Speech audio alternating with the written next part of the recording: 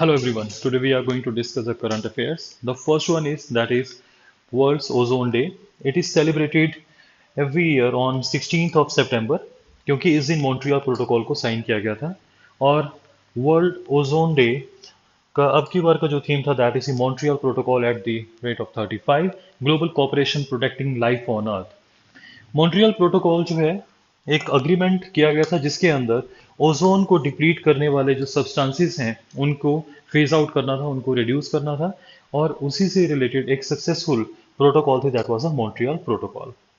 तो इसके अंदर हमने जो 99% जो ऐसे सब्सटेंसेस हैं, केमिकल्स हैं which can harm the ozone layer, जैसे आज वो कौन से केमिकल्स हैं, जैसे आपके जो रेफ्रिजरेटर हैं या एसी रेफ्रिजरेशंस या एसी जो एयर कंडीशनर्स हैं उनके अंदर जो गैस फिल की जाती हैं, अगर वो गैस ओपनली एनवायरनमेंट में रिलीज हो जाए then these gases can be harmful for the ozone layer. So उन गैसेस को अब हमने धीरे धीरे उनका प्रोडक्शन और उनका यूटिलाइजेशन बंद करना है।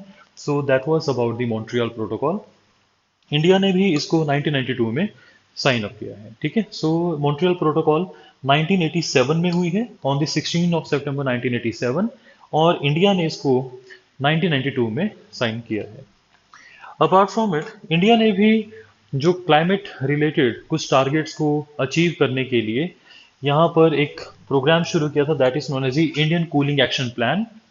It was launch in 2019। इसके अकॉर्डिंगली जो हमने इस प्लान के अकॉर्डिंगली जो 20 ईयर्स पर्सपेक्टिव एंड आउटलाइन को हमने यहाँ चाक आउट किया है जिसके अंदर ये डिफरेंट टारगेट्स यहाँ पे रखे गए हैं। For example, reducing the cooling demand across sectors by 20% to 25% by 2037-38। ये सभी जो टारगेट्स हैं these can be asked in different examinations UPSC के अंदर, क्योंकि 2019 का है और क्लाइमेट से रिलेटेड भी है, then they can ask such targets also. इसी तरह से अगर कोई और टारगेट्स जो अगर रखे जाते हैं तो आपके लिए इंपॉर्टेंट होंगे, जैसे अगर C O P that is a conference of parties to the UNFCCC, तो वो वहां पर अगर कोई हम टारगेट रखते हैं तो that becomes very important for us. Similarly, जो reduce the refrigerant demands by 20% to 30% by the same year, reducing the cooling energy requirement, recognize the cooling and related areas, training and certification of the 1 lakh service sector technicians। तो हमने यहाँ पर ये कुछ targets हैं but this particular ICAP is important not only for the UPSC. आप इसको अपने मेंस के एग्जामिनेशन के लिए वहाँ पे इसको कोट कर सकते हैं that India has taken such initiatives to reduce the negative impact of such things or technology on the climate। ठीक, देन आफ्टर इसी तरह का 2015 का क्वेश्चन है आपके पास यहाँ पे, प्रीवियस ईयर क्वेश्चन हैं। Which one of the following is associated with the issue of control and phasing out of use of ozone depleting substances. तो ओजोन डिप्लीटिंग सब्सटेंसेस से रिलेटेड कौन सी यहाँ पर ट्रीटी है, प्रोटोकॉल है? सो हमें पता है that's in Montreal protocol. So Montreal protocol would be the answer. Then after, the next news is about the center add four new tribes to the scheduled tribe list, जिसके अंदर आप यहाँ पे देख रहे हैं द फर्स्ट वन इज हट्टी tribe. हट्टी ट्राइब जो है it is in the Transgiri area. ये जो ट्रांसगिरी एरिया है ये हिमाचल प्रदेश के एक सिरमौर डिस्ट्रिक्ट, वहाँ पे सिरमौर डिस्ट्रिक्ट है जो आप सिरमौर डिस्ट्रिक्ट के वहाँ पर एक फेमस प्लेस है दैट्स इन नाहन, वहाँ पर है। तो वहाँ पर ये ट्राइब है that's in Hatti tribe in the Sirmaur district. Then after the Narikoravan and the Kurivikaran, ये हिल ट्राइब्स हैं आपके पास तमिलनाडु की। So they can ask you question that recently these tribes were in news और इन्हें शेड्यूल्ड ट्राइब्स में इस यानी कि एसटी जो स्टेटस है इनको दिया गया है। ये कहाँ की जो ट्राइब्स हैं, the Hatti tribe was in Sirmaur that is in Himachal Pradesh. The second one is in Narikoravan and the Kurivikaran, ये तमिलनाडु की हैं। एंड बिंझिया जो ट्राइब है that is of the Chhattisgarh. Actually already जो इस ट्राइब को बिंझिया ट्राइब है इसको झारखंड और उड़ीसा में स्टेटस मिला हुआ है एसटी का, बट इन्हें जो छत्तीसगढ़ है वहां पर अभी एसटी का स्टेटस नहीं मिला हुआ था, that is the scheduled tribe status. Cabinet ने एक और यहाँ पर जो Betta Kuruba as a synonym for the Kadu Kuruba tribe in the Karnataka, same decision या सेम कैबिनेट मीटिंग के अंदर यहाँ पे ये भी डिसीजन लिया गया था कि जो बेटा कुरुबा सिनोनिम होगा कर्नाटका की एक ट्राइब दैट्स काडू कुरुबा। तो एसटी स्टेटस मिलने से कई तरह के बेनिफिट जो हैं, जैसे जॉब्स में या एजुकेशनल इंस्टीट्यूट्स में, सिमिलरली पंचायत इलेक्शंस के अंदर या local governance, similarly MP MLAs के लिए आपको रिजर्वेशन मिल जाती है। सो उन ट्राइब्स को, जिन ट्राइब्स का काफ़ी एक लॉन्ग हिस्ट्री ही है जिसके अंदर उन ट्राइब्स को एक सोशल अपलिफ्टमेंट नहीं मिल पाई, यानी कि सोशो इकोनॉमिकली वो बैकवर्ड रह गई हैं, और वो काफ़ी ज़्यादा बैकवर्ड रह गई हैं, और आज उनके पास ज़्यादा रिसोर्सेज नहीं है, तो उन ग्रुप्स को, सोशल ग्रुप्स को शेड्यूल्ड ट्राइब्स बना दिया जाता है। ठीक है। Then after, who are the scheduled tribes? The term scheduled tribe first appeared in the Constitution of India. They can ask you such question that क्या ये scheduled tribe word हमारे Constitution में mention है? Then yes, it is mentioned there. And Article 366, subsection 25 defined the scheduled tribe as a such tribes or tribal communities or the part or of a group within such tribes or tribal communities as are deemed under the Article 342 to be the scheduled tribe for the purpose of this constitution. Article 342 यहाँ पे procedure बताता है कि कौन सा procedure follow किया जाएगा in the matter of specification of scheduled tribe. और आर्टिकल 366 सब सेक्शन जो 25 है वो आपको यहाँ बताएगा कि जो ट्राइब्स हैं उनको ये डिफाइन करता है शेड्यूल्ड ट्राइब्स को। सो गाइज, इसके अंदर आपको ये याद रखना है that it defines scheduled tribes, और 342 यहाँ पे प्रोसीजर आपको बता रहा है। देन आफ्टर, इनकी जो सोशल कंडीशंस हैं उससे रिलेटेड भी यहाँ पर एक कमीशन पहले बनाया जा चुका है, दैट्स दी देवार कमीशन। देवार commission was formed in 1973 and it created, उस टाइम पर 73 में इसने एक सेपरेट कैटेगरी बनाई गई थी, that was a primitive tribal group. Primitive tribal groups कुछ और ही ज्यादा पुराने लोग हैं जो पुराने जो ट्रेडिशनल या कंजर्वेटिव मेथड्स के थ्रू आज भी अपनी लाइफ को लीड कर रहे हैं। तो उन पीटीजीज को बाद में 2006 में पीवीटीजी का नाम दिया गया। So that was renamed as the PVTG, जैसा कि आप यहाँ पे देख रहे हैं, particularly vulnerable tribal groups. So guys, according to the census 2011, जो लास्ट सेंसस 2011 के अंदर हुए थे, उसमें ये कहा गया था that there are 705 ethnic groups notified as the STs. यानी कि इंडिया में जो एसटीज का ग्रुप, यानी कि टोटल एसटीज कितने हैं यहाँ पे 705 ऐसे एथनिक ग्रुप हैं। और अगर एज फार एज इनकी पॉपुलेशन को देखा जाए तो यहाँ पे नियरली 10 करोड़ लोग ऐसे हैं जो कि आज एसटी कैटेगरी के अंदर आते हैं, and ST constitute the 8.6% of population and 11.3 of the rural population. तो टोटल पॉपुलेशन का 8% जो है आज एसटी कैटेगरीज हैं, और जिनकी टोटल ग्रुप है 705। The next news is about the UNGA, United Nation जो जनरल असेंबली, इनकी अभी 77th मीटिंग स्टार्ट हो गई है, and it will begin in the 3rd week of this सितंबर, जैसे यहाँ लिखा गया था। तो ये स्टार्ट हो चुकी है इन न्यूयॉर्क, और इसका जो है आपको थीम याद रखना चाहिए, that's the a watershed movement transformative solution to the interlocking challenges. तो हमारे पास ये एक थीम है, इस थीम को सिर्फ आपने आइडेंटिफाई करना है वहां पर, अगर ये किसी तरह से कहीं पीटी में अपीयर होता है तो। सो जो यूएनजीए है, यहाँ पर एक जनरल असेंबली है, एनुअली मिलती है, यहाँ पर इंपॉर्टेंट डिसीजंस लिए जाते हैं, जैसे कि ये 193 लोग यहाँ पे क्या क्या डिसीजन ले सकते हैं। एक तो यहाँ पे सेक्रेटरी जनरल कोई चूज कर सकते हैं, जो यूनाइटेड नेशन का सेक्रेटरी जनरल होगा। देन आफ्टर, ये सेक्रेटरी जनरल कौन होता है? On the recommendation of the security council. United Nation security council जो है 5 मेंबर्स उसके अंदर परमानेंट होते हैं एंड 10 नॉन परमानेंट मेंबर होते हैं, जिसको हम बोलते हैं यूएनएससी। यूएनएससी के अंदर ये टोटल मेंबरशिप होती है, ये लोग एक सेक्रेटरी जनरल का नाम चूज कर लेते हैं, फिर उसका नाम प्रपोज किया जाता है यूएनजीए में, और सभी लोग जितने भी कंट्रीज हैं वहां पर रिप्रेजेंटेटिव्स हैं वो सभी उसको अप्रूव करते हैं। देन आफ्टर, एक electing the non permanent member of the security council also. ये अपना जो है नॉन परमानेंट जितने भी मेंबर हैं, जैसे मैंने अभी आपको बताया, यूएनएससी के अंदर टोटल मेंबरशिप इज 5+10। तो ये सभी जो 10 है यहाँ पे नॉन परमानेंट हैं, जिन्हें 2 साल के लिए इलेक्ट किया जाता है, इन 10 मेंबर्स को यही यूएनजीए है जो इलेक्ट करती है। इसी तरह से यूनाइटेड नेशन का जो बजट है वो भी अप्रूव किया जाता है, और ये रेगुलरली सेशन जो है इसका चलता है सितंबर टू दिसंबर तक each year, and thereafter as required. कई बार अगर इमरजेंसी हो तो ये इस पीरियड से अलावा भी दूसरे पीरियड के अंदर मिल सकते हैं।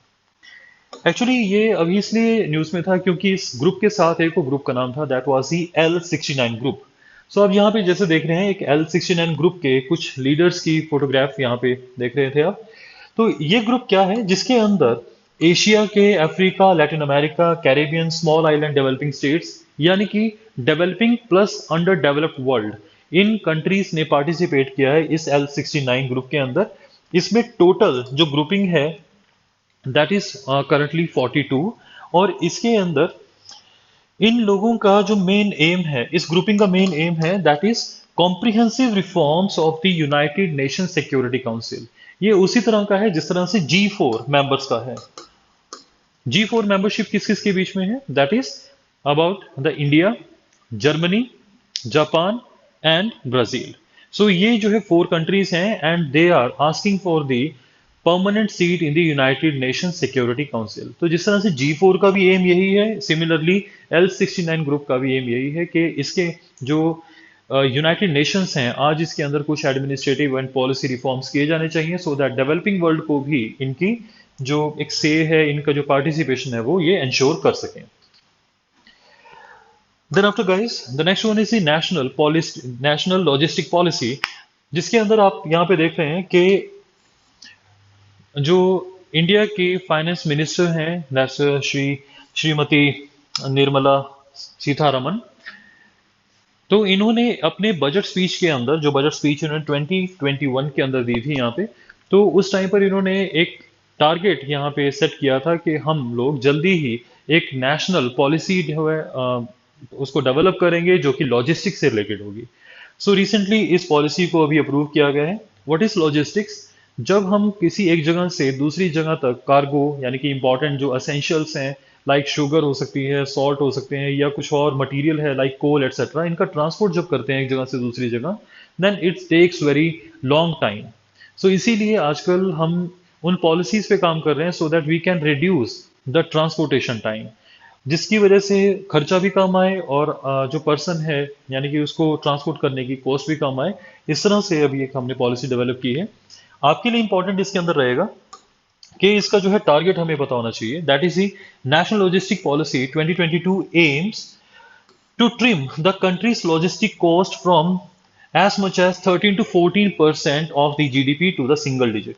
यानी कि हमें इस जो अभी कॉस्ट ये पड़ रही है लॉजिस्टिक की, यानी कि अगर 100 रुपीज का अगर आप सामान यहाँ पे ट्रांसपोर्ट कर रहे हो तो लॉजिस्टिक का खर्चा 13 to 14% है उसमें। इस खर्चे को हमने जो है सिंगल डिजिट तक लेके आना, 9, 8, 7, इस तरह से हम यहाँ परसेंटेज तक लेके आना चाहते हैं। ये पॉलिसी अभी डेवलप की है, that's a ministry of commerce and industry. तो मिनिस्ट्री, ये याद रखना होगा आपको कि किस मिनिस्ट्री ने इसको डेवलप किया है अभी। इसके अंदर और भी कुछ स्टेप्स लिए गए like integration of the digital systems, यानी कि 7 ऐसे डिपार्टमेंट्स हैं, डिफरेंट डिफरेंट डिपार्टमेंट्स हैं जहां पर ये पता होगा कि जो कार्गो है अभी किस रूट से क्रॉस होगा, वहां पे चेकिंग उसकी कैसे होगी। तो उन डिफरेंट जो डिपार्टमेंट्स हैं उनके बीच में सिंक्रोनाइजेशन किया जा रहा है सो दैट जो लॉजिस्टिक्स हैं अगर एक बार स्टार्ट हो जाएं तो वो एक विदाउट एनी हर्डल वो एक जगह से दूसरी जगह तक ट्रांसपोर्ट हो सकें with the minimum time. Similarly unified logistic interface platform, एक इस तरह का प्लेटफॉर्म यानी कि एक जैसे वेबसाइट्स होती हैं उसी तरह का एक प्लेटफॉर्म डेवलप किया जाएगा जहां पर जो लॉजिस्टिक्स से रिलेटेड, जो डिजिटल सर्विसेज से रिलेटेड, यहाँ पर ट्रांसपोर्टेशन सेक्टर से रिलेटेड जितनी भी इंफॉर्मेशन है सारी को यूनिफाई कर दिया जाएगा। बेसिकली आपको यहाँ पर जो आपके यूपीएससी GS3 के अंदर जो इकोनॉमी सेक्शन है वहां के लिए इंपॉर्टेंट हो सकता है, that what are the key characteristics और the key objectives of the national logistic policy, और उसके यहाँ पे फायदे क्या हो सकते हैं। सिमिलरली इसके अंदर हमने एक और इनिशिएटिव है that's the ease of logistics. A new policy will be implemented to simplify the rules and the ease of the logistic businesses also. System improvement group भी होगा, एक इस तरह का ग्रुप होगा जो लोग और कि इसके अंदर क्या बेटर किया जा सकता है उस चीज के लिए यहाँ पे अपनी इनपुट देंगे। ठीक है। Then after guys, next news is about the action plan for introduction of cheetah in India. जैसा आप इसके अंदर देख रहे हैं that the fastest moving animal है, जिस इसकी स्पीड जो है बहुत ही कम टाइम में with in 3 or 4 second it can reach more than 100 kilometre per hour. इतनी स्पीड पर ये जो है इसकी जो है रनिंग मतलब ऑब्जर्व की गई है। ठीक है। सो आपका ये हाल ही में एक बहुत ही इंपॉर्टेंट न्यूज़ रही है जिसके अंदर गवर्नमेंट का काफ़ी लंबे टाइम से प्लान था that we were very much intended to reintroduce the cheetah in are territory. जो चीता है लास्ट टाइम अगर हम इंडिया की बात करते हैं then these were observed in 1952। 1952 was that time जब इनको यहाँ पे एक्सटिंक्ट बता दिया गया था इंडिया के अंदर। मैं आपको इसमें यहाँ बता देता हूँ। उस टाइम पर इंडिया यहाँ पर 1947 में 1947 के बाद जब एक फोटोग्राफ यहाँ पे देखी गई थी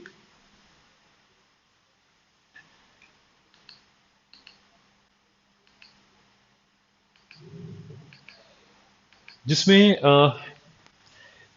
अगर मैं यहाँ पे एक फोटोग्राफ को आपको बारे बता रहा हूँ यहाँ पे, तो छत्तीसगढ़ के जो एरिया है वहाँ पर that was a Korea. Korea का जो एक राजा थे उनके साथ वहाँ पे थ्री इस तरह की एक फोटोग्राफ्स सामने आई थी और तब चीता की वो लास्ट फोटोग्राफ थी जिसको इंडिया में देखा गया था। आफ्टर दैट चीता was not observed and in 1952 officially it was declared that cheetah is no more present in wild in India. तो इसे एक्सटिंक्ट बता दिया गया था यानी कि अब यहाँ पे नहीं मिलता चीता। तब इंडिया ने 1970s के टाइम पर एक फॉर्मल रिक्वेस्ट की थी to the shah of Iran, जो ईरान के उस टाइम पे शाह थे, कि यहाँ पर जो 300 एशियाटिक चीता को, क्योंकि इससे आपको ये भी आइडिया होगा कि जो एशियाटिक चीता हैं वो ईरान में बहुत ज़्यादा मिलते थे, तो अभी भी वहाँ पर मिलते हैं अगर हम एशियाटिक चीता की बात करते हैं। लेकिन उस टाइम पर शाह की पोजीशन, जो पॉलिटिकल पोजीशन थी, दैट वाज चेंज, तो इसीलिए ये 1970s में हम चीता को री इंट्रोड्यूस नहीं कर पाए। बट बाद में जो है 2009 में दोबारा से बात उठने लगी कि इंडिया में जो है चीता री इंट्रोड्यूस किया जाना चाहिए। एंड उसके लिए जो है सबसे बेस्ट साइट जो चूज की गई थी that was the Kuno Palpur national park. और क्योंकि यहाँ की जो एक जोग्राफिकल लोकेशन है या फिजियोग्राफी है यहाँ की, that is very much suitable for the चीता री इंट्रोडक्शन प्लान। जैसे कि आप जानते हैं इसमें चीता जो है it's a world fastest land mammal that lives in Africa and Asia. याद रखिए दो इसकी स्पीसीज होती हैं, that is one is in Africa and other one is in the Asia.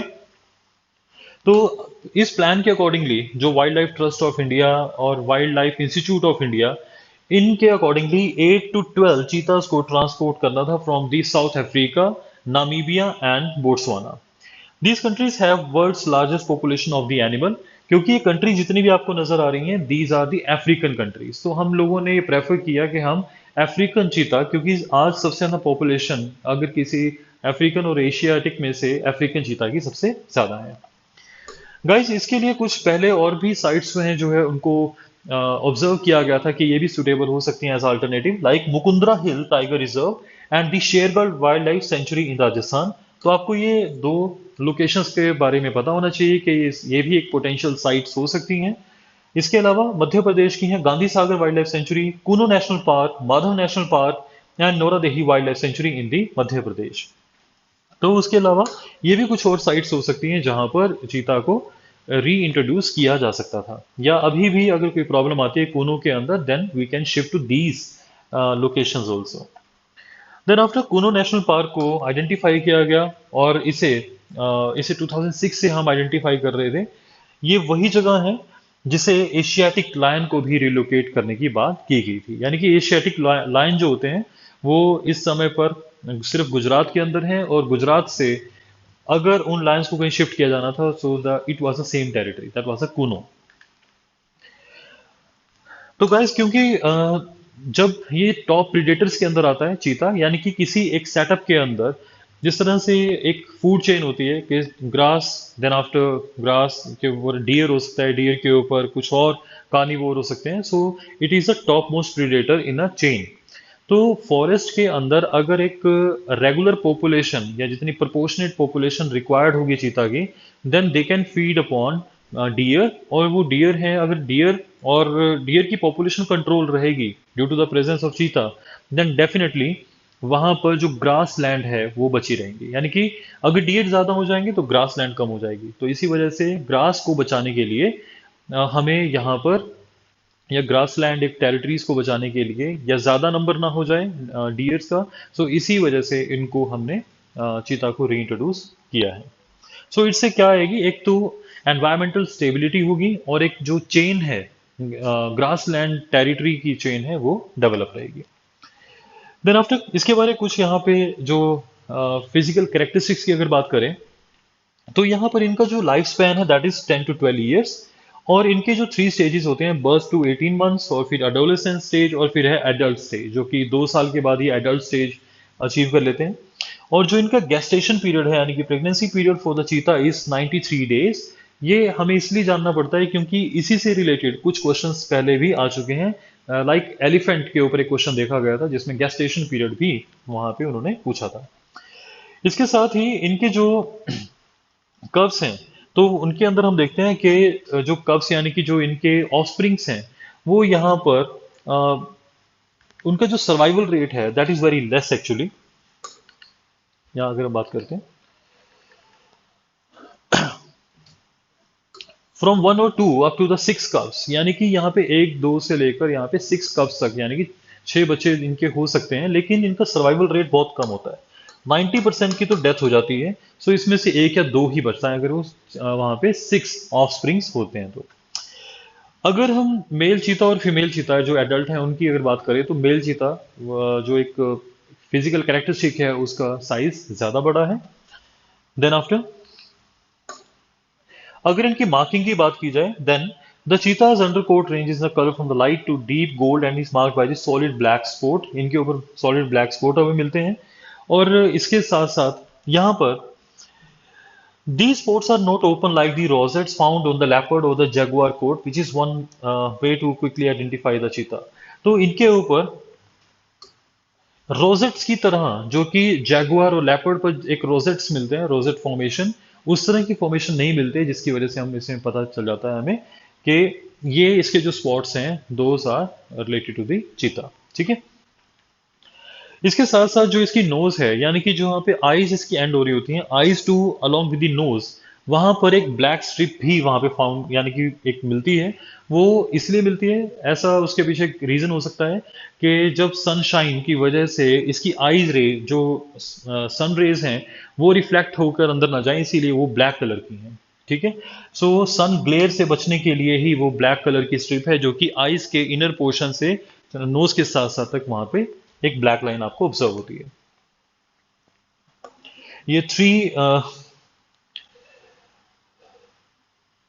जैसा आप इसमें देख रहे हैं that with in 3 seconds it can achieve 110 km/h speed. ठीक है।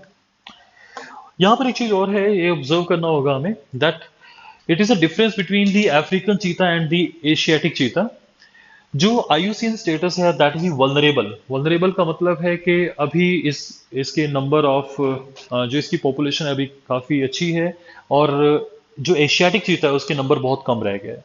जैसे आप देख रहे हैं यहाँ पे इसका डिस्ट्रीब्यूशन, यहाँ पे अगर आप देखिए डायरेक्टली आज टोटल पूरे वर्ल्ड के अंदर जो अफ्रीकन चीता है उनका नंबर है 6500 to 7000, वेरएस ईरान के अंदर अब 40 to 50 यहाँ पर रह गए हैं, काफी कम रहेंगे ईरान के अंदर भी। जो अफ्रीकन चीता है उसका साइज बड़ा है, और ये जो एशियाटिक चीता है इसका साइज कम है। इसके ऊपर ज्यादा फर है, a smaller head and a longer neck. इसके ऊपर फर कम है, हेड छोटा है और नेक इसकी लंबी है। और इसके जो है usually have red eyes and they have a more cat like appearance. तो इनके अपीयरेंस भी जो है कैट लाइक है। साइड्स का स्टेटस का मतलब यहाँ पर है कि इनको अपेंडिक्स 1 में रखा गया है, इन्हें भी अपेंडिक्स 1 के अंदर रखा गया है। It's a similarity between the African and the Asiatic cheetah. जैसा आप यहाँ पे क्वेश्चन देख रहे हो, ये क्वेश्चन एलिफेंट के ऊपर भी पूछा जा चुका है। So similarly they can ask you such question. जैसे यहाँ पे gestation period they have asked about the 22 months, whereas for cheetah it is 93 days only। ठीक है, तो आपको इससे आइडिया लगेगा। और then after here the answer was first and second statement। The next news is about the PM Pranam। That's a PM Pranam, the promotion of alternate nutrient for the agriculture management योजना। तो अभी एक योजना आई है PM प्रणाम। PM प्रणाम के अंदर क्या बताया गया है आज इंडिया के अंदर जो फार्मिंग सेक्टर है यानी कि जो एग्रीकल्चर है that is heavily dependent upon the you can say the chemical fertilizers. तो केमिकल फर्टिलाइजर्स की रिक्वायरमेंट बहुत ज़्यादा है, जिसके अंदर सबसे ज़्यादा अगर हम बात करें डायरेक्टली तो ऑन एन एवरेज हम सबको यहाँ पर हम देखते हैं तो आज यूरिया, इसी तरह से die ammonium phosphate, MOP that's the muriate of potash and NPKs, ये जितने भी आप नाम यहाँ पे देख रहे हो, ये जो येलो कलर के अंदर आपको नोटिस हो रहे हैं, these all are the mostly use और वाइडली यूज केमिकल्स, और these are the chemical fertilizers जिसे आज फार्मिंग सेक्टर यूज कर रहा है काफी ज्यादा। सो गाइस एक्चुअली प्रॉब्लम क्या है कि हमारे पास दो तरह के mainly you can say chemical fertilizers हैं। एक तो है यूरिया, यूरिया बेस्ड, और एक है नॉन यूरिया बेस्ड। जो यूरिया बेस्ड केमिकल फर्टिलाइजर्स हैं, दो सा या उनकी डिमांड काफी ज्यादा बढ़ती जा रही है यूरिया वालों की। यूरिया लगभग हर जगह पर या हर स्टेट के अंदर रिक्वायर्ड है। सो इसीलिए जो गवर्नमेंट है, गवर्नमेंट ने उसके लिए MRP फिक्स कर दी है। दैट मीन्स लेट्स से अगर फॉर एग्जाम्पल मैं लेके चल रहा हूँ अभी यहाँ पे 20,000 रुपीज एक्चुअली कॉस्ट आती है अगर 1 टन यूरिया को बनाने के लिए। तो गवर्नमेंट ने ये कहा है कि जो प्रोड्यूसर है यानी कि जो बना रहा है वो 5,000 रुपीज पर उसको सेल कर सकता है, दैट इज MRP। यूरिया के लिए गवर्नमेंट ने MRP सेट कर दी है, और जबकि उसकी कॉस्ट पड़ती है 20,000 rupees. So that is why इसका मतलब जो प्रोड्यूसर है उसको 15,000 रुपीज का नुकसान है। इस नुकसान को वो पूरा करती है गवर्नमेंट, और उसको वहां पे 15,000 रुपीज की सब्सिडी दे देती है। तो इस तरह से इंडिया में यूरिया को लेकर बहुत ज्यादा बड़े लेवल पर सब्सिडी दी जाती है, क्योंकि यूरिया की डिमांड लगातार बढ़ती जा रही है इंडिया के अंदर। यूरिया से हम क्या डिराइव करते हैं, urea is basically meant for nitrogen. Nitrogen जितना अच्छा होगा उतना ज्यादा डीएनए की ग्रोथ या डीएनए हेल्दी होगा, जितना हेल्दी डीएनए उतनी अच्छी प्रोटीन एंड उतनी अच्छी वहां पे जो है प्लांट बॉडी डेवलप होती है। सो आपने याद रखना है यूरिया बेस्ड का तो ये है। और जबकि जो नॉन यूरिया फर्टिलाइजर्स हैं उनको कैसे यहाँ पे सेल आउट किया जाता है, नॉन यूरिया बेस्ड जो फर्टिलाइजर्स हैं उनके लिए MRP सेट करती हैं कंपनीज खुद ही। जितना उनको लगता है कि यस हम अपने अकॉर्डिंगली, ये MRP सेट करती थी यूरिया के लिए गवर्नमेंट, जबकि जो नॉन यूरिया बेस्ड हैं उनके लिए जो कंपनीज हैं वो अपने आप से उसकी MRP सेट करती हैं। मैं आपको इसके अंदर यहाँ बता देता हूँ। आप यहाँ पे देख रहे हैं जैसे कि जो नीम कोटेड यूरिया है, यूरिया के ऊपर एक नीम की कोटेशन कोट किया जाता है इस तरह से, that is fixed by the government.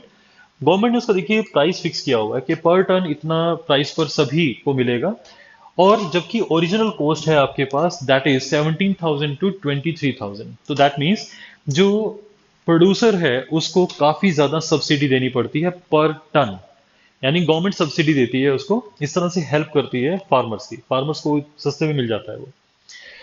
जबकि हमारे पास जो MRP है of non urea fertilizers are decontrol और फिक्स बाय द कंपनीज, जैसे मैंने आपको बताया उसके अंदर। हाउएवर लेकिन जो centre pays a flat per ton subsidy, लेकिन जो सेंटर है वो सीधा उसने फिक्स कर रखा है कि हम कंपनीज को हम लेट से सिर्फ 7,000 पर टन की देंगे, चाहे वो MRP जितनी मर्जी रखें। तो इसीलिए ड्यू टू कंपटीशन कंपनीज जो है MRP अपना कम रखती हैं ताकि उनका ज्यादा से ज्यादा नॉन यूरिया बेस्ड जो है फर्टिलाइजर वो सेल हो सके। लेकिन ये भी अगर देखें तो नॉन यूरिया बेस्ड भी 10,000 टू 24,000 पड़ता है। कंपनीज अपने अकॉर्डिंगली सेट करती हैं, लेकिन सेंटर ने फिक्स अपनी सब्सिडी रखी हुई है कि हम तो लेट्स से 7,000 या 5,000 ही आपको सब्सिडी देंगे, आपको जितना MRP रखना है उतना आप रख सकते हो। ये आपको एक तो फंडामेंटल डिफरेंस है दोनों के बीच में, याद रखना चाहिए।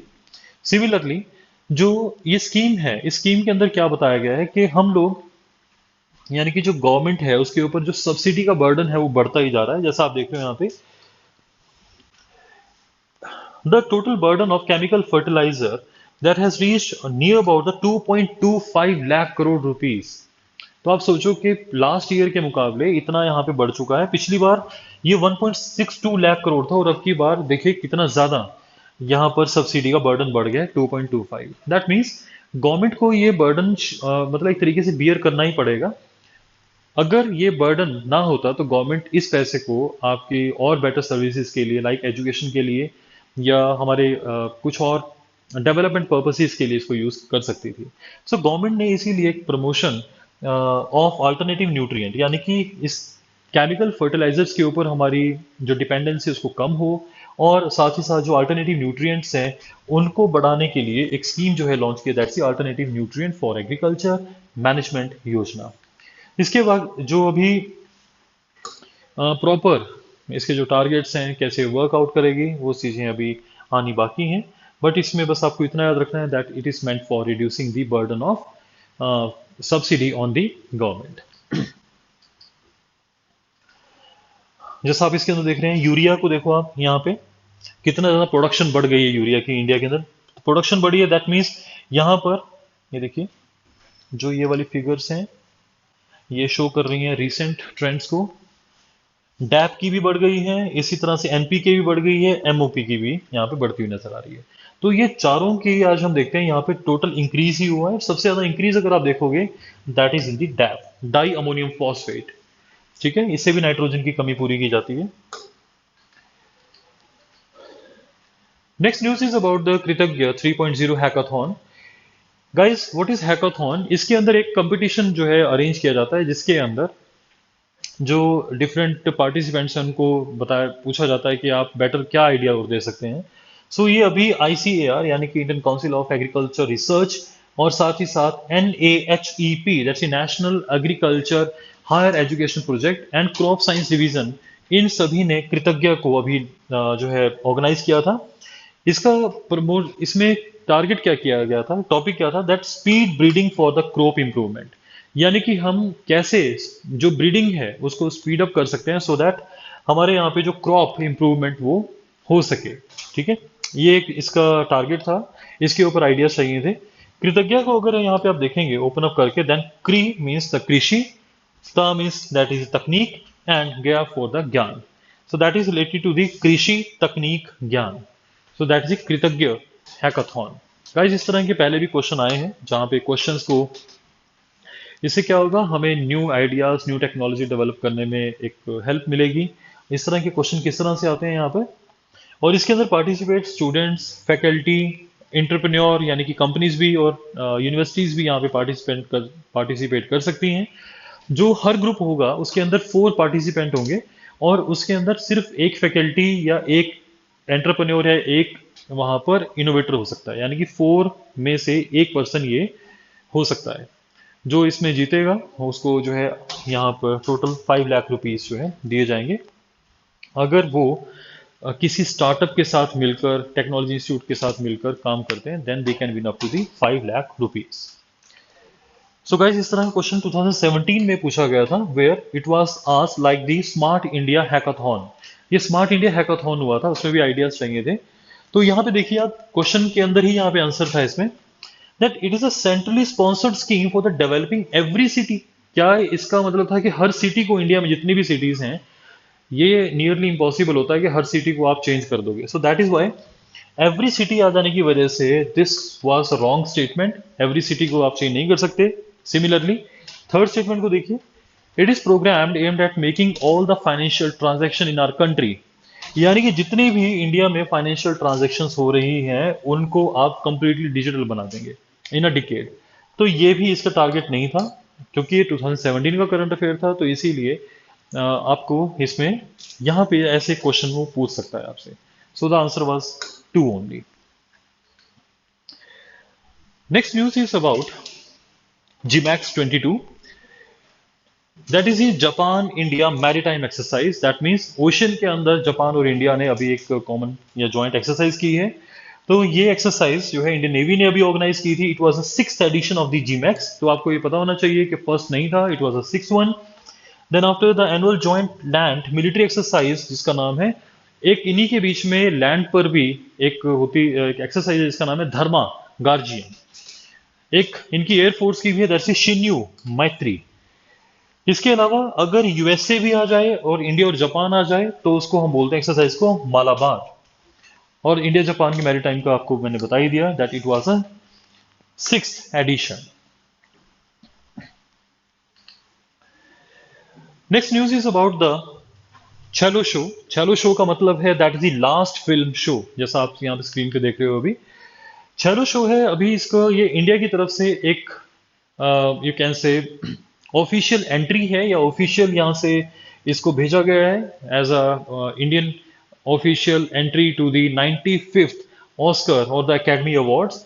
तो वहां पर इस ये जो फिल्म है इसके बारे में आपको मैं बता दूं कि यहाँ पर इसे डायरेक्ट किया है पान नलिन ने, जो है इन्होंने पैन नलिन ने जो इसको यहाँ पर जब इसको डायरेक्ट किया है, पैन नलिन एक ऐसे पर्सन है जो सौराष्ट्र के रहने, गुजरात का एरिया है सौराष्ट्र, वहां पर एक गांव में वो बड़े हुए और उन्होंने खुद का अपना एक एक्सपीरियंस इस फिल्म के साथ ऐड किया है और अपनी स्टोरी को यहाँ पे शो करने की कोशिश की है। ये एक ऐसे लड़के की कहानी है जो 9 ईयर ओल्ड है और उसे सिनेमाटोग्राफी या सिनेमा से बहुत ज़्यादा एक लगाव है। तो उसने जो पैन नलिन है, he was also born and brought up in the Saurashtra, तो सौराष्ट्र की इसमें गुजरात के एरिया की कहानी बताई है। गाइस इस फिल्म को पहले ट्रिबैका फिल्म फेस्टिवल वगैरह या ट्रिबैका फिल्म फेस्टिवल के अंदर भी इसको दिखाया गया था। ये न्यूयॉर्क के अंदर होता है ये फिल्म शो, और यहाँ पर भी इसको काफ़ी सारे अवार्ड मिले थे। इसके बाद ही इसे बेस्ट इंडियन या बेस्ट इंटरनेशनल फीचर फिल्म की कैटेगरी में इसको अभी ऑस्कर के लिए वहां पे एंट्री मिल गई है। इसके बारे एक चीज और भी है, यहाँ पर जो Federation of Western India Cine Employ, उन लोगों ने इसके खिलाफ अभी इंडियन गवर्नमेंट को लिखा है कि ये ऑफिशियल एंट्री कैसे हो सकती है। ये ऑफिशियल एंट्री इसलिए नहीं हो सकती बिकॉज क्योंकि ये फिल्म जो है एक बाहर, जो यू कैन से एक फॉरेनर ने इसको शूट किया था, बनाया था, और उसे एक इंडियन पर्सन जो सिद्धार्थ मल्होत्रा ने इसको जो है बाय किया था, या सिद्धार्थ रॉय, सॉरी, सिद्धार्थ रॉय कपूर ने इसको बाय किया था। तो इस वजह से, क्योंकि ये फॉरेन की फिल्म है बेसिकली और इसे एक इंडियन प्रोड्यूसर ने इसको बाय कर लिया है, इसीलिए इसको एंट्री मिल गई है। जबकि इसके अलावा और भी हमारे पास एंट्री हो सकती है, like RRR and the Kashmir Files could be the another alternative to this entry. तो इस तरह के यहाँ पे क्वेश्चन उठे हैं, इसके ऊपर बातचीत रही है ऐसे। जो नेक्स्ट ईयर है 95th अवार्ड जो है 2023 में Dolby theatre Los Angeles California के अंदर यहाँ पे दिए जाएंगे। That is the 95th academy awards.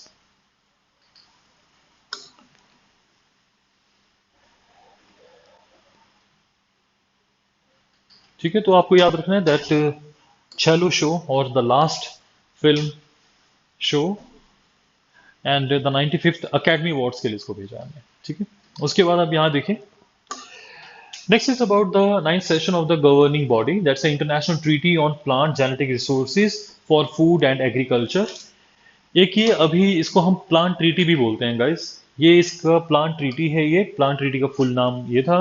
और इसका जो है अभी 9th सेशन हुआ है न्यू दिल्ली के अंदर, और इसका जो एक थीम है that's celebrating the guardian of diversity towards an inclusive post 2020 global biodiversity framework. Guys जो प्लांट ट्रीटी है, ये plant treaty it was adopted by FAO यानी कि फूड एंड एग्रीकल्चर ऑर्गेनाइजेशन। ये एक विंग है यूनाइटेड नेशन का, उसने इसको 2001 में मैड्रिड में अडॉप्ट किया था। और इस प्लांट ट्रीटी को बाद में हमने फोर्स, यानी कि जब ये it entered into force in 2004। जो प्लांट ट्रीटी है ये एक फर्स्ट लीगली बाइंडिंग, यानी कि जितनी भी कंट्रीज हैं जो इसके पार्टिसिपेंट्स हैं उनके ऊपर एक लीगल रिस्ट्रिक्शन है, लीगल बाइंडिंग है उनके ऊपर, कि जो लोकल लोग हैं, किसी कंट्री के जो लोकल लोग हैं दैट्स इंडिजिनस पीपल हैं, उनके कंट्रीब्यूशन को आप इग्नोर ना करें, और उनके कंट्रीब्यूशन से ही ये प्लांट जो ब्रीड्स हैं, डाइवर्सिटी है, बची हुई है। सो इसको एक्नॉलेज किया जाना चाहिए। तो इस तरह की बात इन्होंने कही थी। सो आपको ये पता होना चाहिए दैट प्लांट ट्रीटी जो है वो क्या है, और इसका फुल नेम आप देखते हो यहाँ पे, the international treaty on plant genetic resources for food and agriculture. तो आपको वो सिंपली ये पूछ लेगा that it recently ITPGRFA was in news, what is that, then it is the another name of the plant treaty। इसका ये आपको याद होना चाहिए। कब साइन हुआ था, मैड्रिड स्पेन के अंदर, एंड देन आफ्टर 2004 में ये it entered into force. It also calls on nation to protect and promote their rights to save and use a seed they have taken care for millennia। यानी कि जो indigenous लोग हैं उनको ये rights भी मिलना चाहिए कि वो जो क्रॉप उगाते हैं उसके बाद अपने कुछ सीड्स अपने लिए बचा के रख लेते हैं ताकि नेक्स्ट क्रॉप को वो कल्टीवेट कर सके। तो उनका ये राइट उनको दिया जाना चाहिए, ऐसा इसके अंदर बताया गया था। So guys these are some of the objectives of the plant treaty, that is guaranteeing the food security through the conservation. Food security तभी मिलेगी अगर हम कंजर्व करेंगे पुरानी जो प्लांट ब्रीड्स हैं उनको, और वर्ल्ड के जो हम प्लांट एंड जेनेटिक रिसोर्सेज हैं फॉर फूड एंड एग्रीकल्चर उनको सेव करेंगे। Fair and equitable benefit sharing, जो इससे फ़ायदा होगा इस इंफॉर्मेशन से वो सारी कम्युनिटी को वो उसके बांटा जाना चाहिए, that is the benefit sharing. And recognition of the farmers right, और फार्मर्स का राइट रिकॉग्नाइज किया जाना चाहिए। The next news is about the Hemkosh. जैसा आप यहाँ पे देख रहे हैं, एक बुक आप देख रहे होंगे, ये बुक है यहाँ पे, जो बुक को प्रेजेंट किया जा रहा है to the prime minister. So guys, Hemkosh क्या है? ये फर्स्ट एक ब्रेल डिक्शनरी बनी है to be introduce in the south east Asia. South east Asia में ये पहली ब्रेल लैंग्वेज क्या होती है? जो लोग देख नहीं पाते हैं, जो दिव्यांग हैं, उन उन लोगों को, जो ब्लाइंड हैं, वो लोग हाथों के थ्रू, सेंसेस के थ्रू रीड कर पाते हैं, that is the Braille language. तो ब्रेल के थ्रू जो डिक्शनरी बनाई है ये उसके बारे में है, उसका नाम है हेमकोश। एक्चुअली हेमकोश जो है, it was among the earliest Assamese dictionary dating back to the 19th century। Hemkosh उन असम के अंदर जो काफ़ी पुरानी डिक्शनरीज अवेलेबल है 19th सेंचुरी की, उनमें से एक है हेमकोश।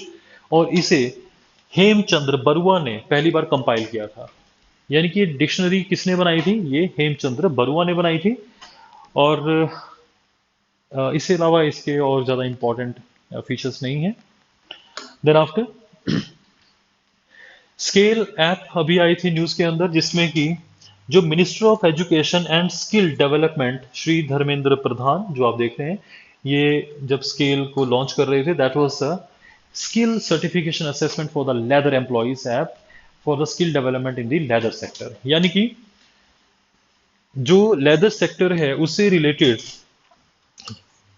जो हमारी स्किल्स है उसको डेवलप करना और फिर उसको सर्टिफाई करना, it was the intention of this scale app. तो डायरेक्टली आपको वो पूछेगा that recently scale app was in news, तो किस लिए है? तो आपको वो कई तरह के क्या ये हाईवेज को मेजर करने के लिए है, या पूरे इंडिया को मैप करने के लिए है, या लेदर इंडस्ट्री है, तो लेदर इंडस्ट्री के साथ जुड़ा हुआ नाम है ये, ठीक है। सो इसके अंदर लेदर स्किल सेक्टर काउंसिल ने इसको डेवलप किया है, ये याद रखना है आपने। Leather skill sector council developed the android app scale, ठीक है। This not important. Then this last news, this is about ASEAN grouping की। अभी एक मीटिंग हुई है यहाँ पर सियाम रीप सिटी कंबोडिया के अंदर, जो कि इकोनॉमिक मिनिस्टर्स यहाँ मिले थे। यानी कि इंडिया और आसियान, आसियान एक ग्रुप है 10 कंट्रीज का, पहले उसको देख लेते हैं। ये जो आप 10 कंट्रीज देख रहे हो यहाँ पे, this is the ASEAN group. इसके अंदर ये हमारे पास साउथ एशियन कंट्रीज हैं ये, और इन कंट्रीज के जो मिनिस्टर्स हैं, जैसा आप यहाँ पे देख रहे हैं, ये इस जगह पे इकोनॉमिक मिनिस्टर्स हैं, उनके साथ Indian officials, Indian economic ministers की यहाँ पे अभी एक मीटिंग हुई है। तो ये मीटिंग कहाँ पर हुई है? That meeting was there in the Siem Reap city Cambodia. इसके साथ ही अगर हम देखते हैं कि हमारे जो बायलेटरल ट्रेड है वो काफ़ी बढ़ गया है इनके साथ, आसियान कंट्रीज के साथ, और अभी रिसेंटली इसको 39.2% से ये बढ़ा है। साथ ही साथ यहाँ पर पोस्ट कोविड-19 जो एक सभी इकोनॉमीज हिट हुई हैं इससे, उसके बाद जो डेवलपमेंट हुई है उस डेवलपमेंट से रिलेटेड हम आपस में कैसे कोऑपरेट कर सकते हैं, इस पर बात हुई है। देन आफ्टर एसेंशियल जो चीज़ें हैं कोविड के टाइम पे काफ़ी हिट हुई हैं, वो एसेंशियल चीज़ों की सप्लाई कैसे स्ट्रेंथन अप की जा सकती है, this was also decided there. और यहाँ पर एक आसियान के साथ इंडिया की जो ट्रेड इन गुड्स अग्रीमेंट है उसके रिगार्डिंग भी नेगोशिएशंस यहाँ पे की गई हैं, ज़्यादा इंपॉर्टेंट नहीं है सच। और गाइस यहाँ एक डिसीजन और किया गया है कि इंडिया ने जो स्टैंड डब्ल्यूटीओ के अंदर लिया था, वर्ल्ड ट्रेड ऑर्गेनाइजेशन के अंदर, जो जून 2022 में जेनेवा में जो हुई थी डब्ल्यूटीओ की मीटिंग 12th, उसमें जो इंडिया का स्टैंड था, आसियान कंट्रीज ने उसको सपोर्ट किया है। एक्चुअली इंडिया ने प्रेजेंट किया था कि जो डेवलपिंग कंट्रीज हैं उनके कुछ इश्यूज हैं, उनको प्रोटेक्ट किया जाना चाहिए डेवलप्ड वर्ल्ड के सामने, तो उन चीज़ों के रिलेटेड इंडिया को सपोर्ट मिली है यहाँ पर। सो इसी तरह से कुछ जो बाकी डेवलपमेंट्स हैं, those are not that much significant till the time India और आसियान की एक सेपरेट मीटिंग नहीं होती है यहाँ पे हेड्स की। आसियान के रिगार्डिंग आपको ये चीज़ पता होनी चाहिए that it was establish in August 1967 in Bangkok, और इसीलिए इसको बैंकॉक डेक्लेरेशन से इस आसियान जो है ग्रुप बनाया गया था। लेकिन इसके जो फाउंडिंग मेंबर थे, दोज वर ओनली 5, बाद में ये लेटर ऑन स्टेजेस पर ये टोटल आज 10 है। यहाँ पे जो प्रेसिडेंसी है या जो चेयरमैन बनता है आसियान का, हर साल चेंज होता है according to the alphabetical names. और ये जो है मेंबरशिप, जो चेयरमैनशिप है, वो इस तरह से रोटेट होती है annually. So guys, this was all about the current affairs. So I hope आप इन करंट अफेयर्स के स्मॉल कंसाइज नोट्स यहाँ पे डेवलप कीजिए और उनको एक सेपरेटली नोटबुक इसकी बना लीजिए, और try to cover weekly current affairs so that it would become very easy that after a month then you need not to go through the whole current affairs. So we can do the things on a weekly manner. ठीक है, तो आप इस तरह से इसको sum up कर सकते हैं। So thank you so much.